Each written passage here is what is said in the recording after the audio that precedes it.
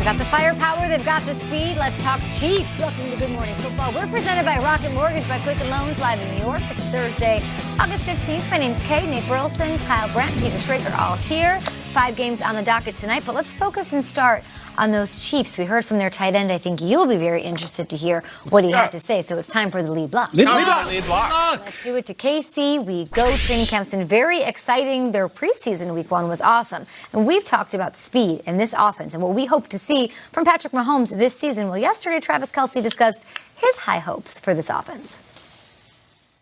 Anything we want to do, man. I mean, you name it, man. We got 4-2, 4-3.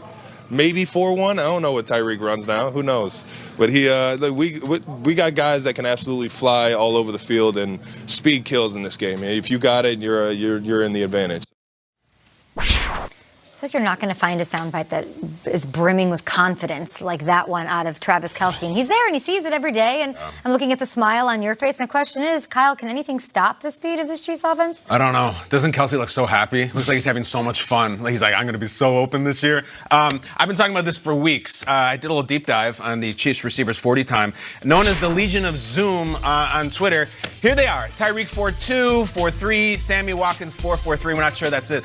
The gauntlet that I threw out is, does this 2019 Chiefs team have the fastest 3 wide receivers in NFL history? Can you name me a better one? Sure enough, Twitter came back and they said, not even the fastest in the history of their division. Give me the tweet from one of our loyal viewers who said, no, I got the numbers. The Raiders of the early 90s fast, Tim Brown 4.39, the Rocket 4.28, and James Jett, who won an Olympic medal in 4.27. Alexander Wright was on that team, too. So that might be the one. The question is, does speed equal wins? How are you going to stop them? I think there's one team that might be equipped to do it, and it's the Chargers. You're going to stop them with pass rush. You're going to stop them with great safeties, great corner, Casey Hayward, Derwin, obviously. There's going to be weak spots, though. The other corner right now listed for the Chargers as the starting corner opposite Hayward is a guy named Michael Davis, who I think is a guy who gave us all jobs here, and he's from London. But that's the only way you're going to do it. The biggest way to stop that speed is pass rush, Bosa, Ingram. The Chargers might be able to do it. You know, Mahomes won MVP last year, right?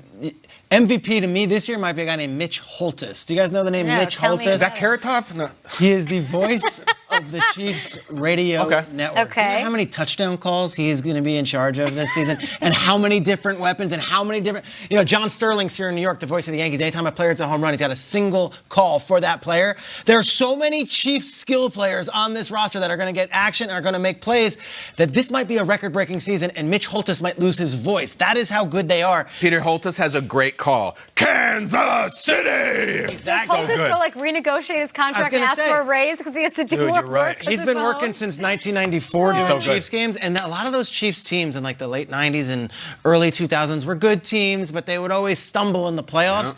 I think this team's going deep, and I think the speed of their wide receivers and their offense can't be underestimated. I'm looking for a downfall. I was like, is their offensive line good? It's one of the best. I'm looking at their tight ends. He might be the best in the league. Receivers might be the best group, and their quarterback, to me, is the most talented quarterback in the NFL this season. I've been so high on the Chiefs, and people are like, all right, enough already. Stop being a fanboy. I think they might be even better this year. But if you're a defensive coordinator, you're not sitting in the room going, they're unstoppable. Like, we can't stop them. So what do you do? You have a plan, and the plan is similar to what Kyle is saying. It's pass rush. You know, I was talking with the genius Matthew Hamilton before the show. Here we go. And I said, hey, give me some blitz numbers. Because I know if you dig up some blitz numbers, it's going to tell me what I want to hear. That when you put pressure on Pat Mahomes and that Chiefs offense, they're rattled. Okay. So he gave me those numbers. Versus the blitz. Oh, no. Pat Mahomes, 11 TDs, 0 interceptions. Are you serious? Oh, man. The highest passer rate in the NFL versus the blitz. He didn't throw one against the blitz? So that's not the plan. Scrap that one. When they don't blitz, it's 39 TDs, 12 interceptions. So you have a better chance of sitting back, dropping more guys into coverage. So, okay, I guess if we're going according to the numbers, you know what? Just drop back and don't allow him to sit back and pick you apart with that laser point accuracy as you're weakened by sending a blitz. So, okay, if you have a chance, it's putting more DBs out there, keeping him in the pocket, and trying to stop it or at least slow it down really in the hard game. to do. Heavy lifting, Kay. This is one of those situations that's you can't stop them. You can only hope to contain them. Craig Kilborn. Maybe that's what it is, Trey. And Patrick. Hey, look at these last 3 games that they played up against the Patriots, Chargers, Seahawks. They were outpossessed by a total of 45 minutes. So the way to beat this offense and to stop them, especially when they even added another speedster in the offseason, is to just keep him off the field. Sure. Run the ball. That is what we saw all 3 of those teams do, and they dropped 2 of their 3 last games. Yeah. And in the playoffs, the first half, they didn't score a point. So the Patriots had a plan. The problem with this Chiefs offense is they go into halftime, Andy Reid breaks open a book, and suddenly it's a whole new, it's crazy how they adjust. Talk about it. They put up 31 points in the second half of that game, but Kay, you're right. The Ravens hung with them because they held them under 30 points. Yeah. Like, it's the only way. Play keep away. All right, well, That's here's what it something is. that's Is that interesting. fair? If you're trying to keep them off the field, and if you're the Chargers and you want to run the ball, and your number 1 running back is not in camp, you don't know where he's going to be, like, that's huge. I just look at the division. Who's running? The Raiders have a rookie. Broncos look pretty good. I'll just come back to this, though. If there's a way to stop the Chiefs, especially with Nate's information, if you're going to drop 7, you better have an amazing pass rush. Look at the Broncos pass rush with Chubb and Vaughn, and look at the Chargers. It's really, really good. We'll see. Chiefs were 2-3 in their last 5, and the teams that ran the ball an average of 39 times won those games. I feel like keep away, run the ball, don't let him out there. Just Milk the contain clock. him. Yeah. Put him Pay Melvin. away. Pay Melvin. There we go.